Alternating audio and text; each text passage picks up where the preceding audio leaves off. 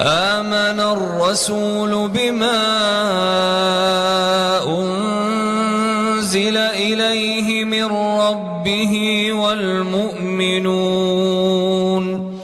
كل آمن بالله وملائكته